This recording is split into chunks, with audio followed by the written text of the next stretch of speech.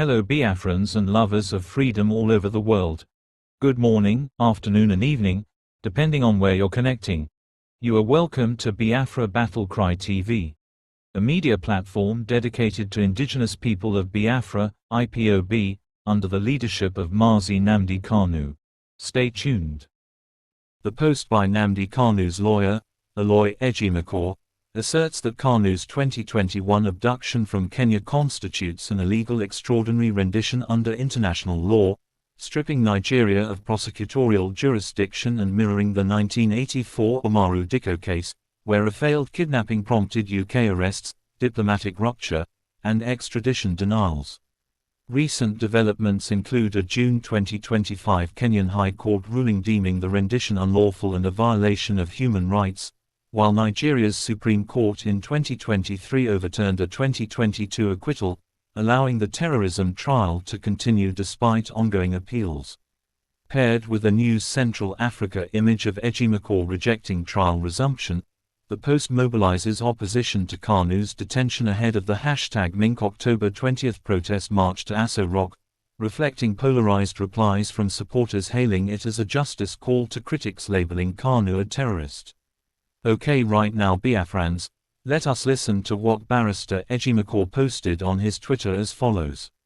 The continued prosecution of Mazi Nnamdi Kanu must be opposed by all and sundry, by Aloy Ejimakor. Lately, some individuals and civic groups have, in some show of support for Mazi Nnamdi Kanu, indicated that they will monitor his trial. While it's commendable that Kanu has attracted such avalanche of support across the spectrum, it's important to make it clear that there's not supposed to be any trial to monitor, not to talk of prosecuting him in the first place. Mazi Nnamdi Kanu cannot be tried on the basis of the infamous extraordinary rendition that saw him to Nigeria. If you truly support Kanu and rule of law is to oppose his prosecution. To better understand how Kanu ended up in Nigeria and why he's not supposed to face trial, you need to juxtapose it to what happened to Umaru Dikko in 1984 and its fallouts. Dikko's kidnapping was, like this one of Kanu, a brazen act of attempted extraordinary rendition, which, by the way, is a grave state crime under the canons of international law that bind Nigeria as a bona fide member of comity or nations. When it happens, dire consequences must ensue, and one of them is this: by the dint of such egregious misconduct, the complicit rogue state permanently loses its prosecutorial power over the victim of the rendition. Though the kidnapping of Dikko failed, it brought the following consequences.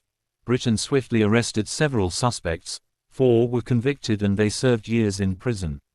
Britain expelled the Nigerian High Commissioner and broke diplomatic relations with Nigeria for 2 years. And most tellingly, Nigeria's subsequent requests to Britain to extradite Dikko and others were summarily denied.